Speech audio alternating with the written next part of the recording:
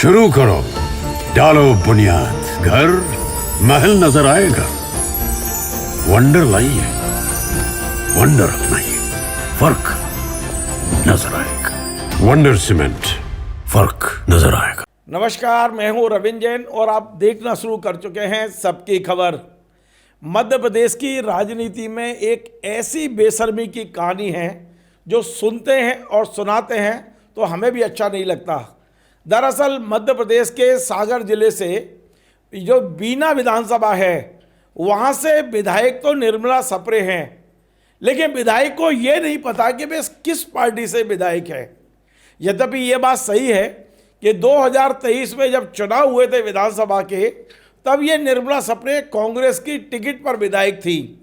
लेकिन हमने देखा कि मई 2024 में जब लोकसभा चुनाव हो रहे थे, तब इन्हीं विधायक ने राहतगढ़ की भारतीय जनता पार्टी के मंच पर मुख्यमंत्री डॉक्टर मोहन यादव के सामने भगवा दुपट्टा पहनकर, भारतीय जनता पार्टी का दुपट्टा पहनकर भारतीय जनता पार्टी की सदस्यता ली थी। लगभग 1.5 साल हो गए हैं और ये मामला आज तक अटका हुआ है। ना तो निर्मला सप्रे इस्तीफा देकर दोबारा चुनाव लड़ने की हिम्मत कर पा रही हैं और ना मध्य प्रदेश विधानसभा के स्पीकर ने आज तक उन्हें दल बदल कानून में सदस्यता समाप्त की है। अब सवाल यह है कि ये पूरा मामला हाईकोर्ट पहुंच चुका है और ये हाईकोर्ट भी पहली बार नहीं पहुंचा है। इसके पहले भी मध्य प्रदेश में जो नेता प्रतिपक्ष हैं उमंग सिंगार, उन्होंने इंदौर हाईकोर्ट की खंडपीठ में ये मामला लगाया था, पर इंदौर हाईकोर्ट की जो खंडपीठ है उन्होंने ये कहा कि ये मामला तो मुख्य खंडपीठ में लगाया जाना चाहिए। तो अब उमंग सिंगार ने द्वारा जबलपुर जो मुख्य खंडपीठ है हाईकोर्ट की, वहाँ ये मामला लगाया है। कल इस मुद्दे पर सुनवाई भी हुई है और ये कहा गया है कि निर्मला सप्रे, विधानसभा स्पीकर, राज्य सरकार सबको नोटिस जारी कर दिए हैं और वो भी मध्य प्रदेश के चीफ जस्टिस ने। आज हम सवाल ये है कि आखिर राजनीति में इतनी ज़्यादा गिरावट क्यों? यदि आपने वाकई भारतीय जनता पार्टी की सदस्यता ले ली है तो नैतिकता के आधार पर आप इस्तीफा दीजिए, चुनाव लड़िए, द्वारा जीत के आ जाएंगे। मध्य प्रदेश में तो भारतीय जनता पार्टी का एक तरफा है। फिर मुझे लगता है कि निर्मला सप्रे डर रही हैं चुनाव लड़ने से। क्यों डर रही है वो भी मैं आपको बता दूं। क्योंकि पूरे बीना में भारतीय जनता पार्टी के पुराने नेता बिल्कुल जैसे हथियार पर धार करते हैं ना, तैयार बैठे हुए हैं कि एक बार ये आ जाएं और इन्हें सबक सिखा दें। बीना में कांग्रेस विरोध नहीं कर रही है निर्मला सप्रे का, 80% भारतीय जनता पार्टी के लोग विरोध कर रहे हैं और यही कारण है कि निर्मला सप्रे हिम्मत नहीं कर पा रही है इस्तीफा देने की। कल जब हाईकोर्ट ने नोटिस जारी किए तो नेता प्रतिपक्ष उमंग सिंगार को न्याय मिलने की उम्मीद दिखी है और कल उन्होंने जो बयान जारी किया है, जो वीडियो जारी किया है और कहा है कि आप देखिए हाईकोर्ट निर्णय देगा। मैं आपको सुनाता हूं। जो विधायक दल बदल करता है उसको चुनाव वापस लड़ना पड़ता है, ऐसा कानून है। पिछले 1.5 साल से मैं निर्मला सप्रे विधायिका को लेके न्याय के लिए कोर्ट में हम मांग कर रहे थे, लेकिन कोर्ट में 1.5 साल के बाद सरकार ने, विभाग ने, सरकारी वकीलों ने अपना पक्ष रखा। लेकिन जो नियम है कि 90 दिन के अंदर माननीय विधानसभा अध्यक्ष को निर्णय देना होता है कि यह विधायक को अयोग्य घोषित किया जाए कि नहीं किया जाए। माननीय विधानसभा अध्यक्ष जी ने इस पर विचार किया लेकिन नहीं दे पाया निर्णय। वो माननीय हाईकोर्ट ने 18 तारीख को सुनवाई वापस रखी है और माननीय विधानसभा अध्यक्ष जी से जवाब मांगा कि इसमें आपने क्या किया, क्यों आपने नियम के अनुसार अभी तक कार्रवाई नहीं की। हिंदुस्तान के अंदर कई बार आप देखते हैं कि जो सरकारें होती है वो कभी किसी विधायक जो उनके पक्ष का होता है उसके खिलाफ कार्रवाई नहीं करती, लेकिन कानून है, नियम है देश के अंदर। देश और कानून के नियम के आधार पर नहीं चलता, मनमानी सरकारों की मनमानी के हिसाब से चलता है। लेकिन माननीय हाई कोर्ट जबलपुर उच्चतम न्यायालय ने जिस प्रकार से इस पे चर्चा करी और नोटिस जारी किए, निश्चित तौर से न्याय होगा, मैं ऐसा विश्वास रखता हूं। आपने सुना उमंग सिंगार कितने मतलब कहना है उन्हें उम्मीद है कि अब बहुत जल्दी निर्मला सप्रे की सदस्यता जाएगी, क्योंकि नोटिस अकेले निर्मला सप्रे को नहीं, विधानसभा के स्पीकर को भी मिला है। दरअसल दल बदल कानून में साफ है कि यदि आप दल बदल कर रहे हैं तो आपको इस्तीफा देना पड़ेगा। लेकिन यहाँ तो गजब की बेशर्मी है भाई, आप दल बदल भी कर रहे हैं और बता भी रहे हैं कि हम बीजेपी में नहीं हैं, बीजेपी का दुपट्टा डाल के घूमते हैं, बीजेपी कार्यालय में आप दिखाई देते हैं, बीजेपी की बैठकों में जा रहे हैं आप, भारतीय जनता पार्टी की बैठकें कर रहे हैं आप, और कह रहे हैं कि मैंने तो बीजेपी ज्वाइन ही नहीं की है। आज तक निर्मला सप्रे ने सार्वजनिक रूप से नहीं कहा कि मैंने बीजेपी ज्वाइन की है, क्योंकि उन्हें पता है कि यह दल बदल कानून में उनके लिए आड़े आ सकता है। अगर ये किस तरह की राजनीति है, मध्य प्रदेश नहीं देश भर में भारतीय जनता पार्टी ये कहती है कि भारतीय जनता पार्टी एक शुचिता की राजनीति करती है, तो क्या यही शुचिता की राजनीति है? आखिर भारतीय जनता पार्टी के बड़े नेता निर्मला सप्रे को लेकर कोई फैसला क्यों नहीं कर पा रहे?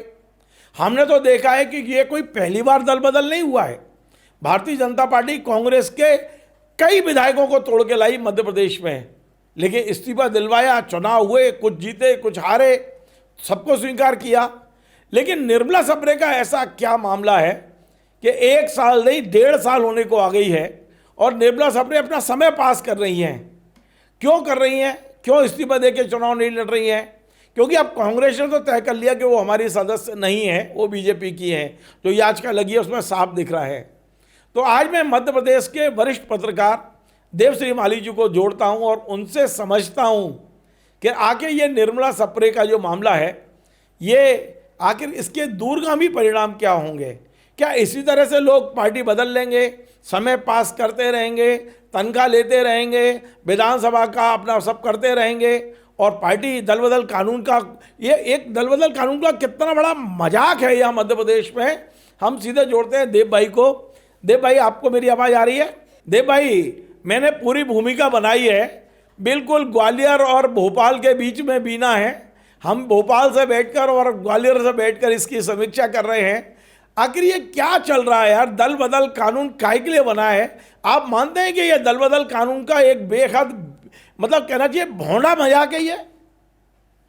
बिल्कुल रविंद्र जी, देखिए देश में जब संविधान लागू हुआ, लोकतंत्र आया था, तो तब लोगों ने ये सोचा भी नहीं होगा कि जो हमारे देश में नेता जो आइकॉनिक हैं, वो आइकॉनिक नेताओं पर इतना अच्छा को स्वभाव हो जाएगा कि उनकी नैतिकता इतनी गिर जाएगी कि उन्हें दल बदल कानून के रस्सी से बांधना पड़ेगा।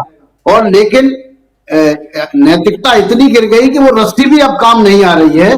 तो ये बहुत ही चिंता की बात है, लोकतंत्र की दृष्टि से भी चिंता की बात है और समाज में आ रही, राजनीति में आ रही गिरावट के लिए भी चिंता की बात है कि जो काम नेताओं को स्वतः करना चाहिए, जो काम एजेंसियों को स्वतः करना चाहिए, वो काम वो नहीं कर पा रहे। और नहीं कर पा रहे, यही सवाल है कि सवाल ये है कि राजनीति में कैसे लोग आ रहे हैं। राजनीति में ऐसे लोग आ रहे हैं जिनका जो नैतिक रूप से इतने कमजोर हैं कि अपने ही निर्णय पर जनता का फिर से भरोसा हासिल कर पाने की स्थिति में नहीं है। ये जो निर्मला सप्रे का मामला है वो ऐसा ही मामला है। जो नेता हिम्मत जुटा पाते, देखिए दल बदल करना कोई बुरी बात नहीं है, क्योंकि राजनीति में अगर आपके विचार कभी भी अगर उस दल से नहीं मिलते तो आप पार्टी छोड़ के आ सकते हैं। और उसका सीधा तरीका है कि हम जिस पार्टी के विचार के साथ चुनाव जीत के आए हैं, जब हमारा विचार ही उस पार्टी से नहीं मिल रहा है तो हमें उस पार्टी के विधायक के रूप में रहने का नैतिक रूप से भी अधिकार नहीं है। कानूनी रूप से तो दल बदल कानून आने के बाद नहीं रहा, लेकिन नैतिक रूप से भी ऐसा अधिकार नहीं रहता है और ऐसा होता भी आया है। लेकिन और होता भी है, ये एक कुछ लोग ऐसे उदाहरण बनते हैं जो बाद में अनैतिकता की श्रेणी में गिने जाते हैं। देखिए अगर हम बात करें मई 2024 में जब निर्मला सप्रे ने विधानसभा मतलब पार्टी छोड़ी थी और दुपट्टा ओढ़ा था, उसी समय रामनिवास रावत जी ने भी यही काम किया था, वो भी बीजेपी के साथ चले गए थे। लेकिन उन्होंने नैतिकता का पालन किया, उन्होंने विधानसभा की सदस्यता से इस्तीफा दिया, वो मंत्री रहते हुए भी चुनाव लड़े, भले ही वो हार गए लेकिन कम से कम उन्होंने उस नैतिकता का तो पालन किया। क्यों? कि उन्हें पता था कि उनकी जनता के बीच जाके वे अपनी बात कह सकते हैं कि हम क्यों दल बदल करके गए।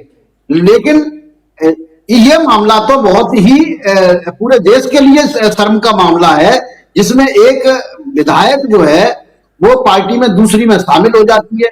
वो विधायक दल के जो जहां विधानसभा में विधायक बैठते हैं वहां वो विपक्ष के दूसरे के साथ ना बैठ के सत्ता के साथ बैठती है, सत्ता का आनंद लेती है। जहां भी सत्ता के लोग बैठकें होती है, पार्टी की बैठकें होती हो या सरकार की बैठकें होती हो, सत्ता से जुड़ी हुई, वहां वो जाती है। लेकिन आप देखिए कि उनके लिए कितनी हास्यास्पद शर्मनाक स्थिति है कि वो ये नहीं बता सकती कि वो किस पार्टी की विधायक हैं। इससे ज्यादा अपमानजनक उनके खुद के लिए ये कोई बात नहीं होगी कि वो ये स्थिति है उनकी है क्या। तो ये जो है ना अनैतिकता का एक सबसे बड़ा उदाहरण ही नहीं, एक माइलस्टोन बन गया है जो पूरे देश में चर्चा का विषय रहेगा। तो निश्चित तौर पर सबसे बड़ी बात देव भाई मैं ये समझ रहा हूँ कि जो बीना की जनता है उनकी क्या गलती है। उन्होंने तो वहाँ जो भारतीय जनता पार्टी के विधायक थे महेश राय, उन्हें हराना था और इसलिए कांग्रेस को वोट दे दिया। अब निर्मला भी वही कर रही हैं, वो भी मतलब जो कार्यकर्ता है, मेन कार्यकर्ता और खासकर मतदाता हैं। क्या ये मतदाताओं की कोई भूमिका है कि नहीं कानून में? मतदाता ने वोट किसी को दिया, कोई कहीं चला जाता है। एक सवाल जो मैं आपसे समझने की कोशिश कर रहा हूँ, आपने कहा है कि दल बदल करना कोई अपराध नहीं है, यदि आपके विचार नहीं मिल रहे हैं तो आप दल बदल कर सकते हैं। लेकिन देव भाई मैं समझ रहा हूँ, क्या मध्य प्रदेश में जो दल बदल हुआ है पिछले 4-5 साल में, ये वैचारिक कारणों से हुआ है या जो लाभ है, आर्थिक लाभ है, इस कारण से हुआ है? क्योंकि दोनों बातें इस समय खबरों में चलती हैं कि बड़ी मोटी रकम मिलती है ये दल बदल के लिए। आपका क्या अनुमान है? देखिए, रकम मिलती है नहीं मिलती है ये इस सवाल पर तो बात अपन नहीं करेंगे। लेकिन ये बात सही है कि अब देश में जितने भी दल बदल हो रहे हैं उसमें किसी भी दल बदल के में वैचारिक कोई स्थिति नहीं रहती है। क्योंकि जो लोग मैं बताऊं आपको 40-40 साल से या 30-30 साल से बाई बॉर्न दूसरी पार्टी में रहते हैं और उसी पार्टी के लिए काम करते हैं, बात करते हैं और दूसरे नेताओं पर गंदे और गंभीर आक्षेप लगाते हैं। वही नेता जब उसी पार्टी में शामिल हो जाते हैं तो अपनी 30-40 साल काम करने वाली पार्टी के खिलाफ भी उसी भाषा में बात करते हैं। तो ये तो नहीं कह सकते कि वैचारिक रूप से कर रहे हैं। निश्चित तौर पर सत्ता का लालच है, और भी उनके लालच हो सकते हैं, और भी स्थितियां हो सकती हैं, क्योंकि वो आखिरकार सौदेबाजी के तहत जाते हैं। जब देखिए, पहला दल बदल मध्य प्रदेश में हुआ 1967 में, जब राजमाता विजया राजे सिंधिया के नेतृत्व में कांग्रेस के विधायकों ने दल बदल किया था। लेकिन वो वैचारिक दल बदल था, वो सत्ता का दल बदल नहीं था। राजमाता विजया राजे सिंधिया मुख्यमंत्री नहीं बनना चाहती थी, उनके साथ आए लोग कोई पद नहीं चाहते थे। वो तो राजमाता सिंधिया का वैचारिक मतभेद हो गया था पंडित द्वारका प्रसाद मिश्र से, इसलिए वो जो है सरकार के खिलाफ गई थी, इसलिए वो अपनी पार्टी के खिलाफ गई थी और उन्होंने दूसरी सरकार बनाई थी। और बनवाने के बाद उस समय दल बदल विधेयक था भी नहीं, और उसके बाद भी थोड़े समय रहने के बाद वो जनता के बीच चुनाव में गई। ये बात ठीक है कि उनमें से ज्यादातर विधायक चुनाव हार गए थे जो दल बदल करके गए थे, क्योंकि वो नैतिकता का दौर था। जनता ने, वोटर्स ने तब भी उनको गलत ही माना था कि आप जो है एक पार्टी में रहते हुए चुनाव जीते और उसके बाद दूसरी पार्टी की सरकार बना दी। लेकिन अब तो बनी हुई सरकार ही बदल जाती है पूरी की पूरी। कई ऐसे उदाहरण आए हैं कि सरकार की सरकार जो है ना दूसरी पार्टी की बन जाती है। तो ये तो बिल्कुल घोर अनैतिक भी है और इसका विचार से कोई संबंध नहीं है, जनहित से कोई संबंध नहीं है। जनता के किसी काम की वजह से नहीं जाते कि विकास नहीं हो रहे हैं या वो नहीं हो रहे हैं। जितने विधायक सपोज करिए पहले जहां मध्य प्रदेश में गए थे, क्या वो जिस कारण से गए थे वो कारण पूरे हो गए? नहीं हुए। लेकिन उनमें से बहुत सारे लोगों को मंत्री पद मिल गया, बहुत सारे लोगों को दूसरी चीज मिल गई। और जितने भी जा रहे हैं आजकल, चाहे किसी भी दल के हों, अपन किसी दल की बात नहीं करते, देश भर में हर दल में दल बदल के लोग, दल बदल वाले लोग जा रहे हैं, ठीक है, और लौट के फिर उसी दल में पहुंच जाते हैं। ऐसे भी लोग हैं कि एक दल बदल करते हैं, वहां जाते हैं, वहां सफल नहीं होते या उनका पटरी नहीं बैठती या अगली बार टिकट नहीं मिलता तो लौट के उसी पार्टी में आ जाते हैं। तो ये घोर अनैतिकता का दौर है और इसका कारण यही है कि राजनेताओं को समाज में आइकॉन की दृष्टि से नहीं देखा जाता, इज्जत की दृष्टि से नहीं देखा जाता। उन्हें कोई ऐसा सम्मान प्राप्त नहीं है जिसके कारण उनको जो है ना लोग आदर समझते हैं। जी रवि। देव भाई, एक बड़ा महत्वपूर्ण सवाल मेरे दिमाग में चल रहा है। हमने ये देखा है कि ज़्यादातर हाई कोर्ट कभी विधानसभा स्पीकर को नोटिस नहीं देते, बहुत बचते हैं, क्योंकि विधायिका अपने आप में एक बड़ा पिलर है अपने यहाँ, न्यायपालिका, विधायिका और कार्यपालिका। तो आपको नहीं लगता है कि अब ये न्यायपालिका ने विधायिका को कल नोटिस जारी कर दिया, स्पीकर को नोटिस जारी कर दिया है, क्या लगता है आपको, स्पीकर निर्णय लेंगे या ये कानूनी पेचीदगियों में फंसा रहेगा और निर्मला सपने अपना पूरा कार्यकाल करके घर चली जाएंगी? विधानसभा अध्यक्ष जो होता है वो अपने वहां का एक तरह से सर्वोच्च निर्णायक स्थिति वाला व्यक्ति होता है, लेकिन जो न्यायपालिका है वो संविधान में विधानसभा अध्यक्ष या लोकसभा अध्यक्ष जिसको भी जो शक्तियां प्रदान की गई है उन शक्तियों के आधार पर ही अपने आगे की कार्रवाई करती है कि अगर ये चीजें सब बंद हो जाती हैं तब क्या होगा। तो उसमें चूंकि उसमें ये दिया गया है कि इतने दिन के अंदर विधानसभा अध्यक्ष निर्णय लेंगे, इसलिए हाईकोर्ट को उसमें इंटरवेन होना पड़ा, इसलिए उसको दाखिल होना पड़ा है।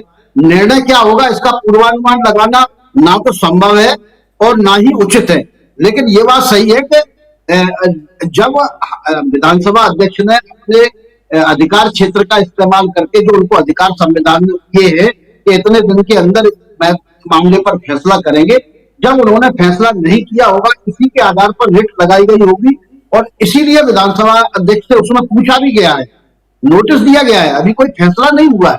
नोटिस तो देना एक अलग प्रक्रिया है। अगर हम किसी कोर्ट में किसी के खिलाफ जाते हैं, किसी मामले को लेकर रिट पिटीशन दायर करते हैं तो संबंधित पक्षों की बात सुने बगैर ना तो याचिका खारिज की जाती है और ना ही याचिका को स्वीकार किया जाता है। तो अभी नोटिस जारी किए गए हैं, नोटिस में देखते हैं विधानसभा अध्यक्ष या और सरकार की तरफ से क्या जवाब दिया जाता है।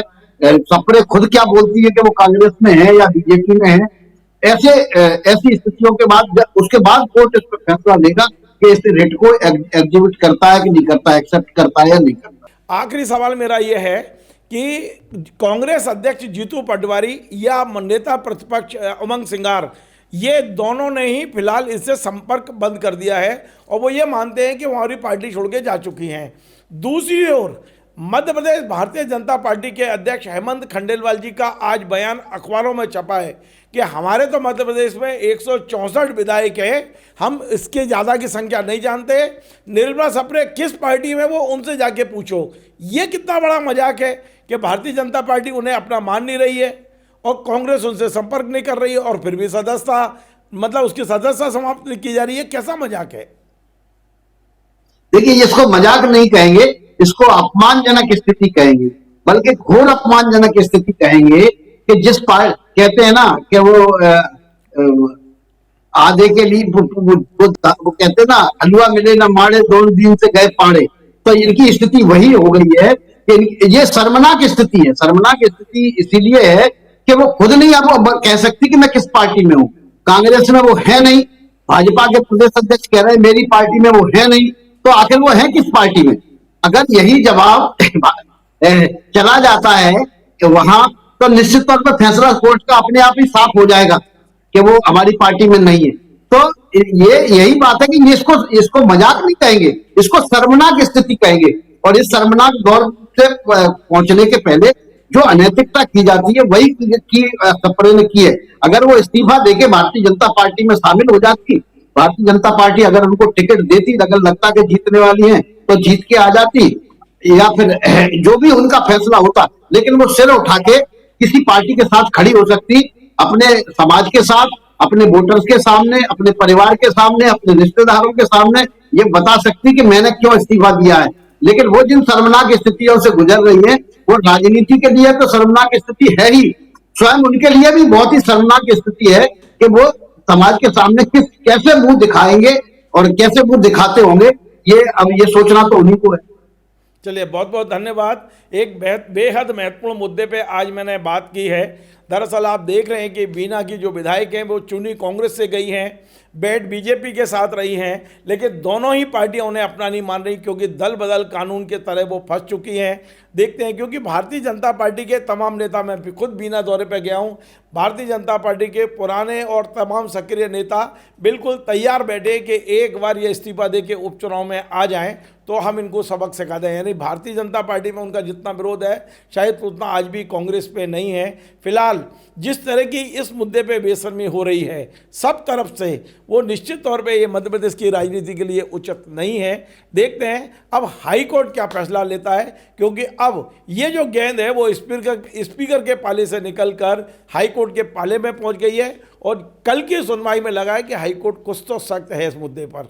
आपको यदि हमारा ये कार्यक्रम पसंद आए तो आप इसे शेयर करें, लाइक करें, कमेंट करें। आपसे बार बार निवेदन है हमारे इस चैनल को सब्सक्राइब अवश्य करें। धन्यवाद। Join the next be the best. Bundelkhand का सबसे विशाल और आधुनिक विश्वविद्यालय ज्ञानवीर यूनिवर्सिटी। ये सिर्फ एक यूनिवर्सिटी नहीं, ये है आपके सपनों का लॉन्च पैड। यहाँ मिले आपको smart classrooms, modern campus, updated labs और एक्सपीरियंस्ड फैकल्टी। हर स्टूडेंट को मिलता है कॉन्फिडेंस, ग्रोथ और एक ब्राइट करियर का प्रॉमिस। नए सेशन के लिए एडमिशन ओपन है, तो इंतजार कैसा? आज ही कांटेक्ट कीजिए।